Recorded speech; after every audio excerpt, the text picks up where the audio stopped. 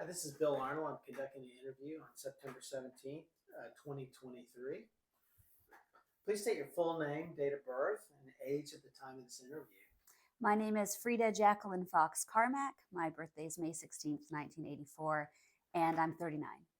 One of the reasons we're conducting this interview, it's interesting. I want to find out what it's like to live with, to be associated with uh, members of the United States Armed Forces who have served this country in combat. But what I'd like to do, Frida, first of all, is ask you what is your current occupation? I'm an attorney for the Department of Veterans Affairs. Now, why did you choose that particular occupation? And was your decision to do so shaped by your relationship to other veterans?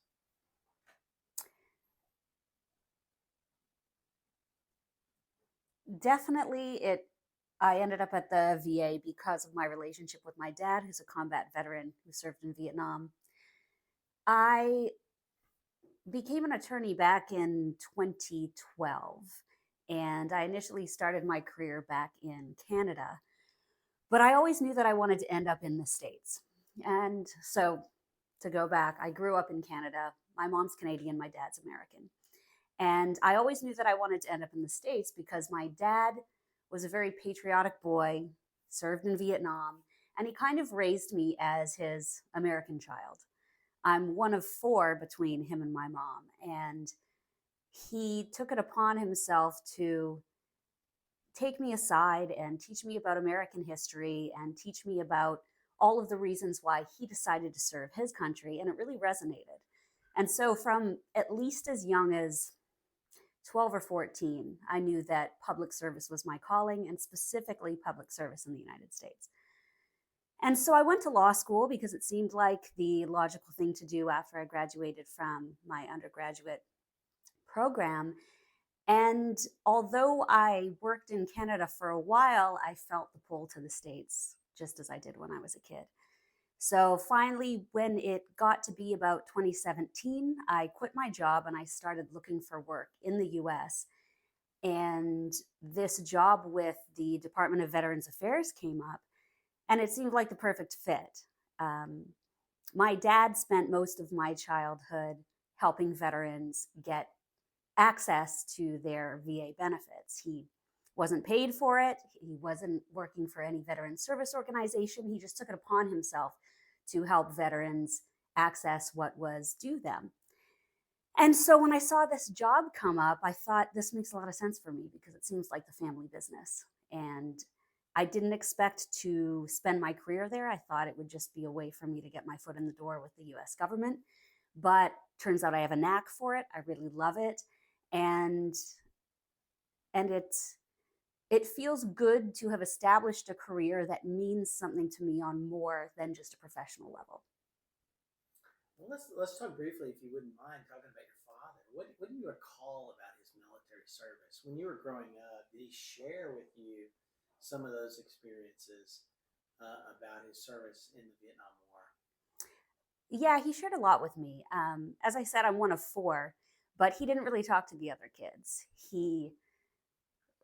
From a very young age, he felt a connection with me more than the other kids. And I guess even when I was a kid, I felt like he felt more comfortable around me than the other kids and took it upon himself to share a lot more than I think he even shared with my mom at times. So I know that he served in Vietnam from 1966 to 1967. He was a Marine, he served in combat. He was injured and evacuated to Japan at one point. He has a Purple Heart. And throughout the years, he's shared various specific details with me about his combat tour. Like, for example, his unit was ambushed in January of 1967, and I can remember growing up that every year when January would come around, it would affect him. And you could tell he was in just a different kind of mood because even though the war had been decades prior, that particular instance really stuck out to him and left an impact. Well, thank you for sharing. let's talk about your job at the VA. What exactly uh, do you do, and do you find the job fulfilling? So, when a veteran applies for disability benefits, if he is denied, he has several avenues to appeal that denial. And one of the avenues is appealing to the Board of Veterans Appeals, which is the specific unit of the VA that I work for. And so, what will happen is I will open up a veterans claims file. I will see what issue was denied. For example, it could be service connection for PTSD. It could be requesting a higher rating for an already service connected disability. But whatever that issue is, I review the claims file and I try to come to a disposition with it in mind that this is a very specific or a very unique area of law in that there is a presumption for the veteran.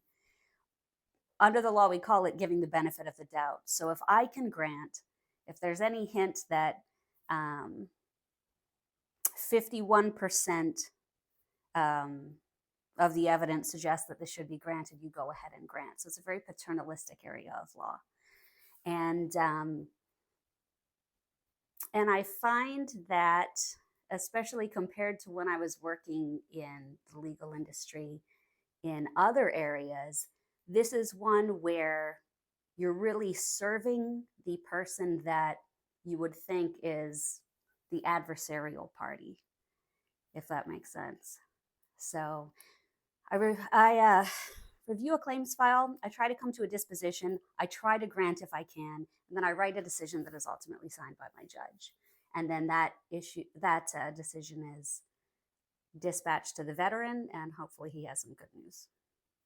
Well, let's talk trends. What are some trends you've seen over the last several years relative to VA claims with today's sort of modern, more recent veterans coming back from the wars, which we would call the global war on terror?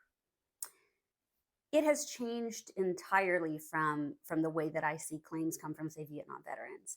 So now we're finding that the military is really encouraging veterans who are being discharged to give some serious thought to any injuries that were incurred during service and to file robust claims. So whereas with the Vietnam veteran generation, we're seeing PTSD claims or hearing loss claims being filed 30 years after the fact, 40 years after the fact, we're seeing 14 issues come out of one given veteran when he is discharged from the military right away. Yeah. And that's a good thing in a lot of ways, because what we want to do is we want to capture as soon as possible any injuries that were incurred and to service connect them as soon as possible when the evidence is still fresh. So they should be encouraged to do that. But it's a very different attitude than what we saw before, where I think service members were very reluctant to access these benefits because they were viewed more as, I suppose, some form of welfare as opposed to some form of disability compensation, which is what it is. Yeah. How many claims do you handle on a weekly, monthly, yearly basis? We have a quota at work, so we have to do 3 claims a week minimum. So that works out to about 170 or so a year. Yeah. You're unique in the sense that you're a child of a veteran. Your professional work is directly related to assisting veterans, but you actually live with a combat veteran. And so what I'd like to do is turn our attention to that aspect. And I certainly don't want to imply that you don't have your own challenges, but that's a little bit beyond the scope of what I'm trying to do. I'm very interested in finding out the effects that modern war has on not only the veteran but those who love them. Does that make sense? Mm-hmm. And so what I'd like to do now is turn our attention really to find out a little bit about what it's like to cohabitate with an individual that has given great service, combat service to the United States. And so, my first question, I guess, would be,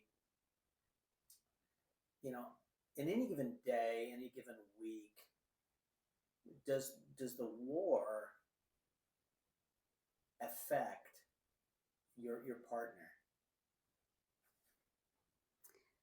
Yeah, I think on a relatively regular basis. Uh,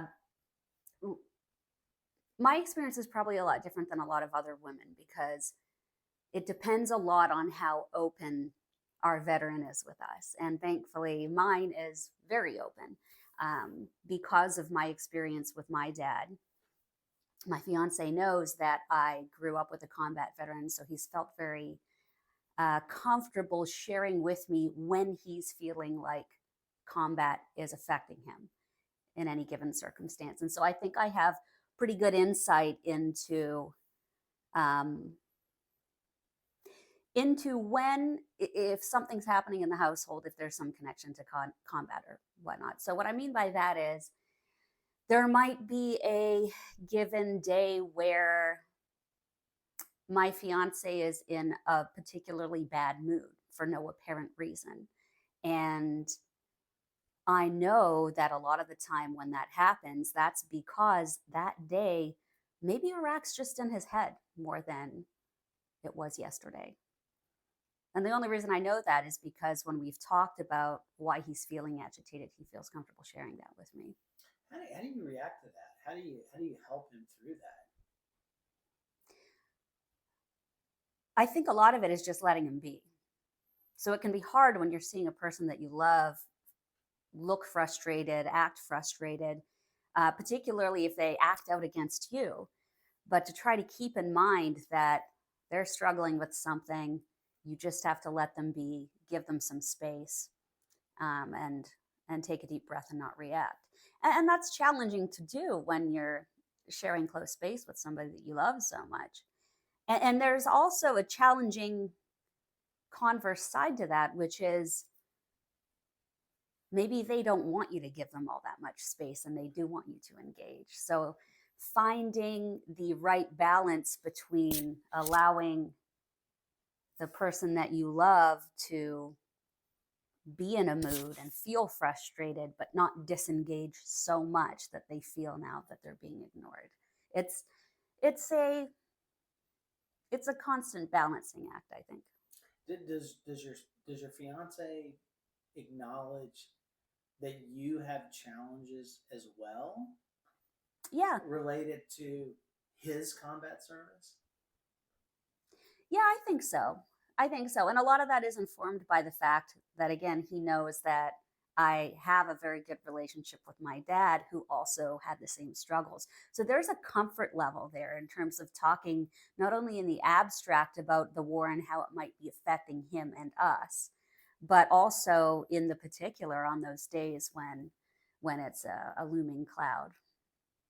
Well, let's role play for a little bit. What advice would you give to other young women or young men whose spouses have experienced the traumas of combat? If you were to mentor someone, what would you tell them? How would you help them? Um,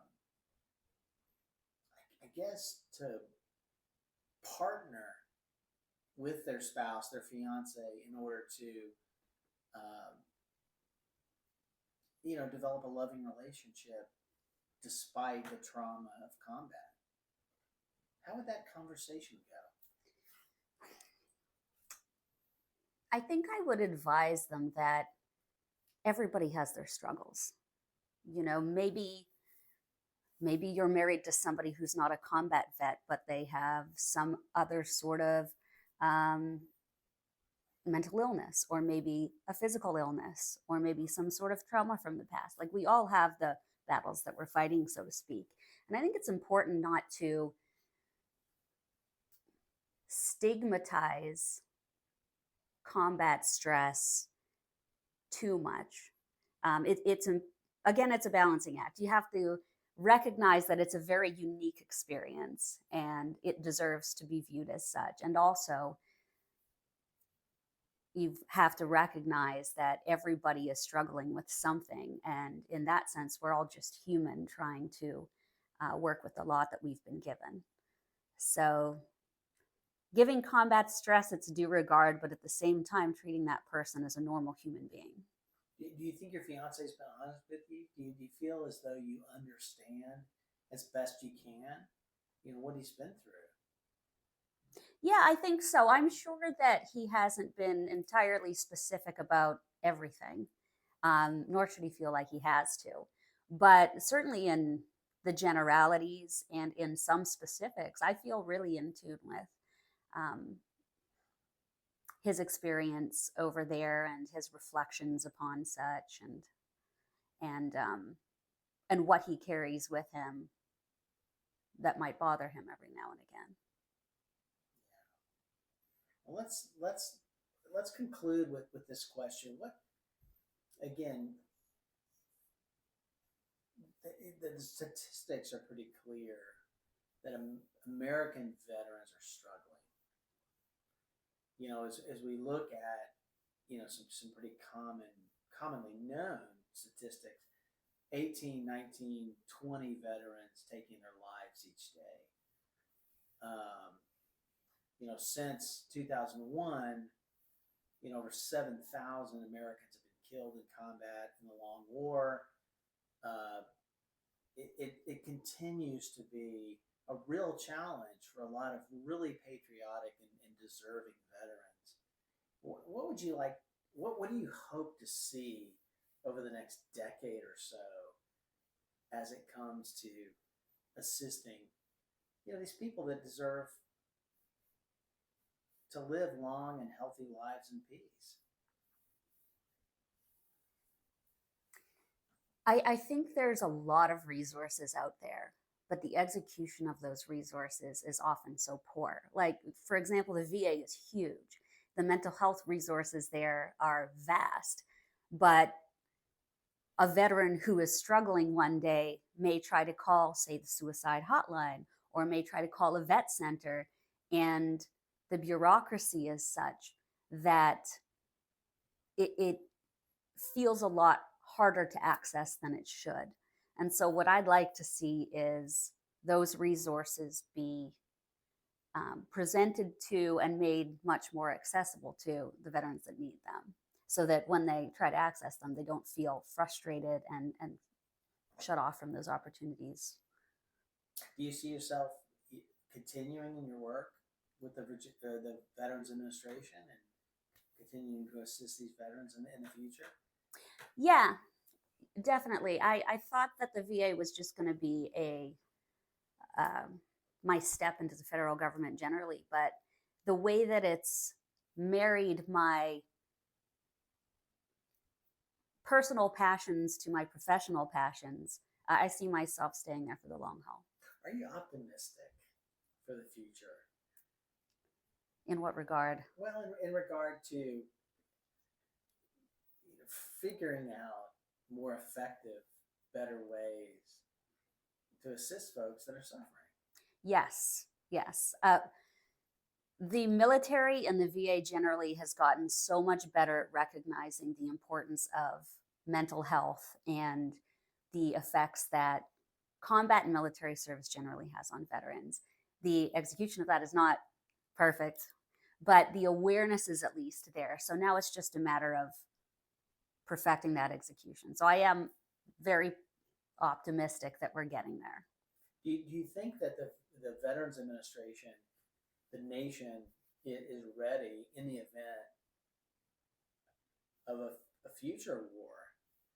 Obviously, we need to learn from the past, and I suspect, although I don't know, that the Veterans Administration has learned from the last 20 years.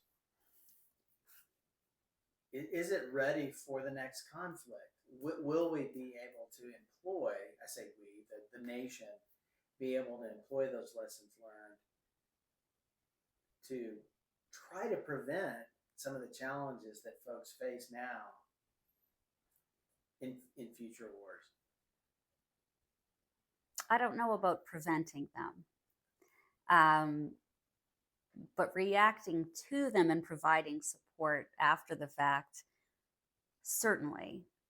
We're seeing a lot of progress in terms of not only recognizing the mental health challenges that can result from military service, but also the environmental hazards. I mean, now we're finally presumptively service connecting a lot of respiratory diseases and cancers because we recognize that when we send veterans overseas and expose them to burn pits constantly, this might be problematic for their health.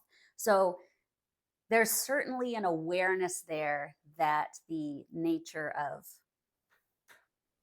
warfighting creates hazards that aren't just getting shot. So we're doing a lot of good work in that regard. But unfortunately, it's reactive by its very nature. So we're always going to be catching up. Thank you so much for your time. You're welcome.